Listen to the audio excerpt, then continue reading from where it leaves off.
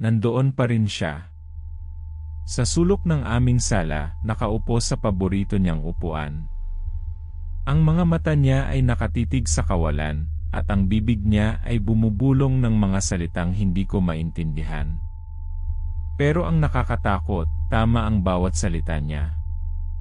Hayaan niyo akong ikwento kung paano nagsimula ang lahat.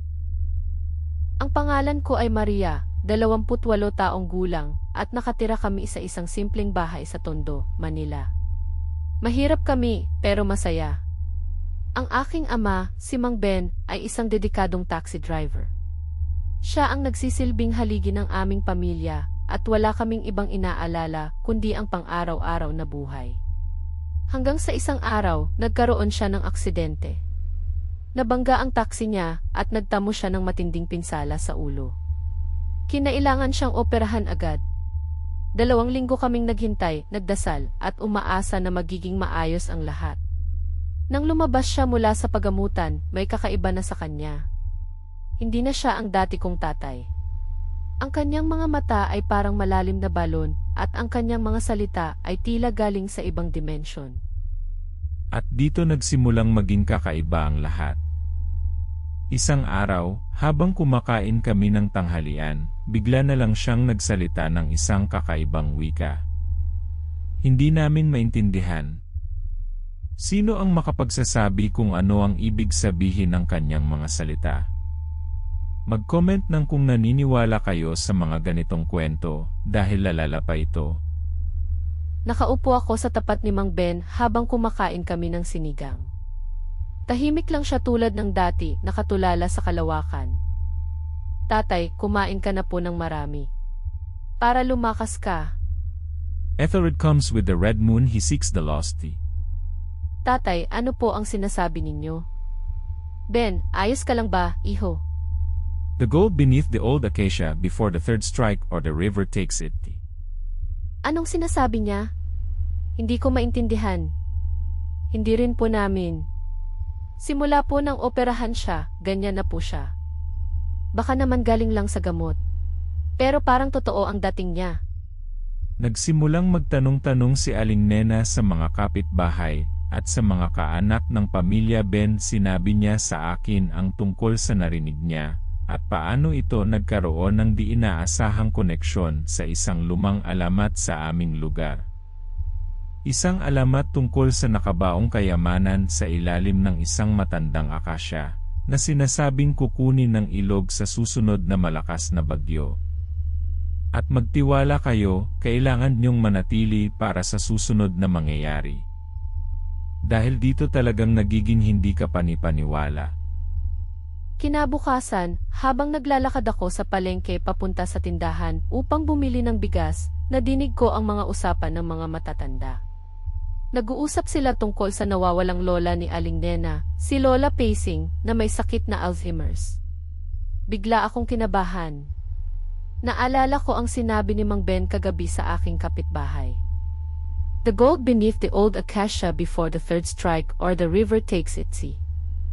Ang key red moon ay ang papalapit na buong buwan. Ngayon na ang 2nd gabi. At ano ang ibig sabihin ng key Ethelred? Sa pag-uwi ko, nakita ko si Mang Ben na nakatingin sa labas ng bintana. Ang mga mata niya ay parang may nakikita na hindi namin nakikita. Ethelred. He is coming. The red moon. Tonight. Kinabahan ako. Sino si Ethelred? At bakit niya kailangan ang D-Lost? Tatay, sino si Ethelred? Ano po ang nawawala? The child of the river taken Yila the light buried with the song. Lalo akong kinabahan. Nagkaroon ng balita tungkol sa isang bata na nawala sa ilog noong 1 linggo. Ang bata ay may kanta na palaging inaawit.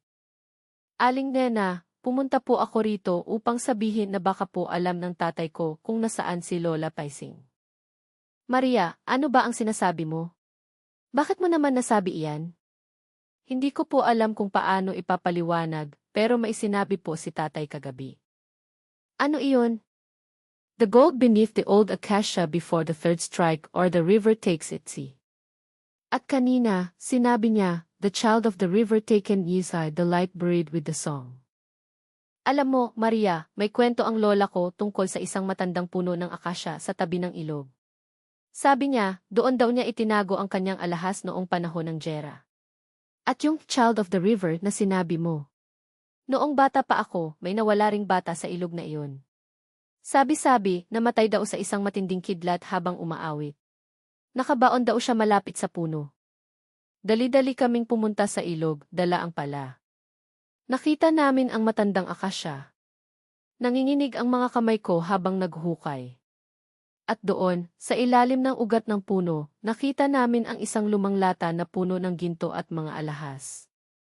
Sa tabi nito, may nakita kaming maliit na buto at isang pira-pirasong tela na may bordang nota ng musika. Totoo ang sinabi ni tatay. Ang lahat ng sinabi niya ay totoo. Ang mga salitita ni Mang Ben, na sa simula ay tila galing sa ibang mundo, ay naging susi sa paglutas ng mga misteryo. Hindi lang ang paghahanap ng kayamanan ni Lola Pacing, kundi pati na rin ang pagtuklas sa puok na kinaroroonan ng labi ng nawawalang bata.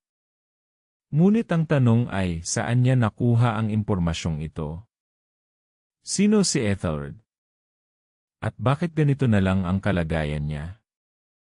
Kaya, totoo ba ito o kathang-isip lamang? I-comment ang inyong mga nararamdaman. At kung may sarili kayong karanasan tulad nito, ibahagi ninyo sa comments. Mag-subscribe para sa bagong kwento araw-araw.